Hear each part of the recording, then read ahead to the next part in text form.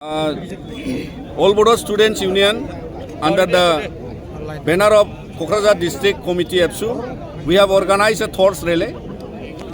We have straight demands towards the Government of India and Honorable Chief Minister of Assam and Home Minister of India that on 2020 we had signed Bodo Accord, and which is famous known as Bodo Peace Accord, because we have four factions of NDAP who have come from an armed revolutionary movement, signed this accord, and now this accord has been almost 6 years to complete by the coming January of 2026.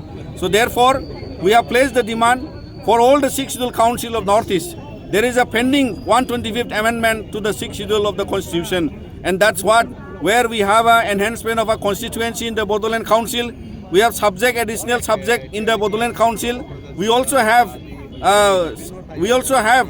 enhancement of direct finance from the central government, and that is how we are placing this demand again and again. And today also we take out this thoughts relay. With this relay, we demand from the Government of India to immediately implement BTR Accord 100%. And now, as the winter session is going on in the Parliament, we hope that the Government of India will hear us and they will implement this accord and bring an amendment of the 125th to the Constitution for implementation of our accord and for all the autonomies, enhancement of the powers and functions of the 6th Schedule Council of the Northeast. After all Bodo students have signed, we have temporarily, for indefinite time, we have suspended the democratic movement on demand of Bodoland. However, we may also rethink on this matter if the BTR Accord is not implemented, and that is why we hope that the Government of India will listen to this demand, and we hope that the Government of India will assure us that the Bodoland people